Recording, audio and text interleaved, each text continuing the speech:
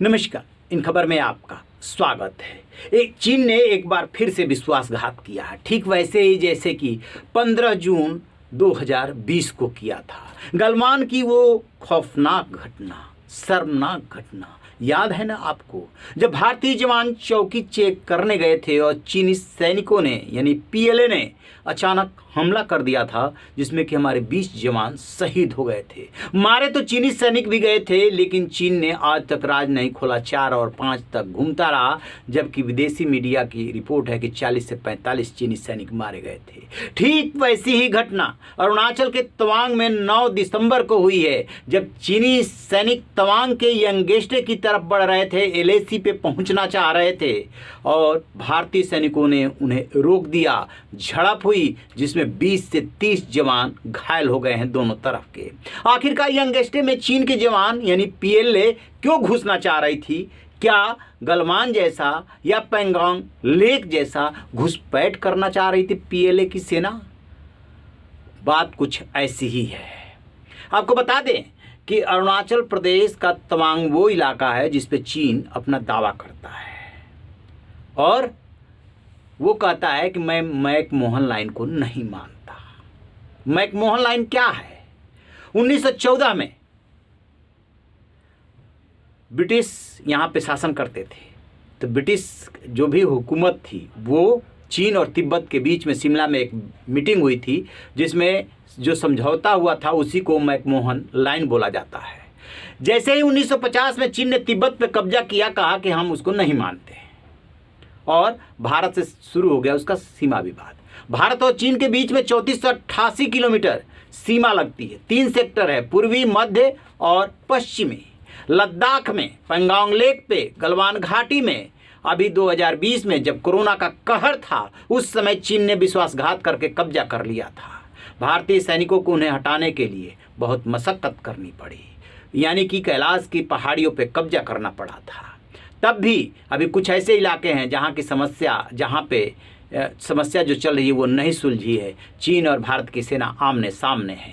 इसी बीच अरुणाचल की ये घटना सामने आ रही है। बात करते हैं अब उस तवांग और अरुणाचल के बारे में। इसे चीन जो है अपना बताता है, भारत अपना बताता है। उसे जो कहता है कि वो दक्षिणी तिब्बत का हिस्सा है, और चूंकि तिब्बत पे चीन कब्जा कर चुका है इसलिए अरुणाचल हमारा है, ये बोलता है। भारत का जब भी कोई बड़ा नेता अरुणाचल जाता है तो चीन के पेट में दर्द होने लगता है। और तवांग पे विशेष रूप से वो इसलिए दावा करता है कि वो बहुत बड़ा धार्मिक केंद्र है, उसकी वजह से चीन के पेट में दर्द होता रहता है। चीन ने क्या किया? चीन ने एलएसी के इर्द गिर्द गाँव बसा दिए हैं। जब तक खबरें आती रहती है कि चीन ने अरुणाचल में घुसपैठ की, भारत बयान देता है कि हम स्थिति पर नज़र रखे हुए हैं। हकीकत ये है कि भारत के तत्कालीन रक्षा मंत्री ए के एंटनी ने राज्यसभा में बयान दिया था कि चीन अपनी सीमाओं पे बहुत तेजी से इंफ्रास्ट्रक्चर का विकास कर रहा है और भारत नहीं कर रहा है। क्यों? क्योंकि भारत डरता था।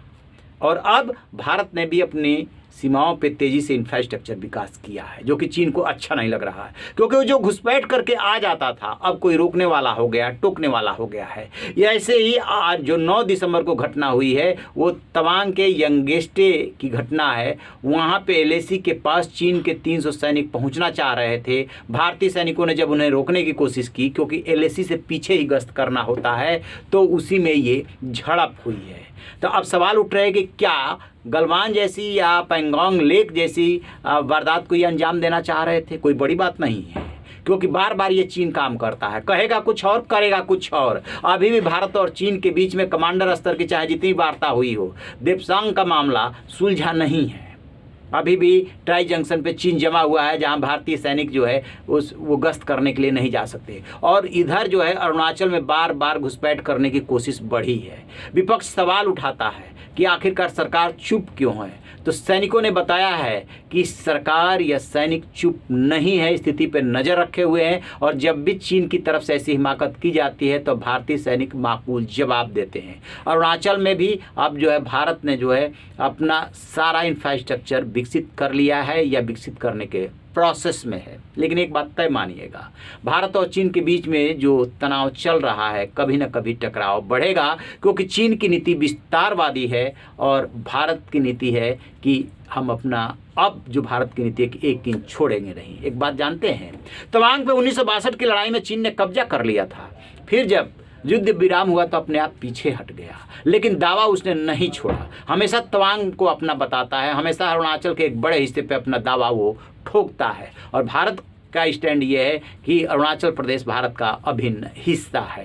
देखते हैं कि सीमा विवाद कब तक चलता है, क्योंकि ये सीमा विवाद चाहे पाकिस्तान हो या चीन भारत को विरासत में मिली है, तो इसका समाधान तो निकल सकता है आपसी बातचीत और संधि समझौते से ही। लेकिन चीन एक ऐसा देश है जो संधि समझौते को अपनी ताकत के हिसाब से उसकी व्याख्या करता है, लेकिन भारत भी अब वो भारत नहीं है 1962 का कि जो अपनी ताकत के बल पर उसे व्याख्या करने का मौका दे। वो भी उसी भाषा में जवाब दे रहा है। बहरहाल अभी तनाव बढ़ा हुआ है। इस घटना से रिलेटेड जैसे ही और डिटेल मिलेगा आपसे साझा करेंगे। रहिए बेखबर, देखते रहिए इन खबर।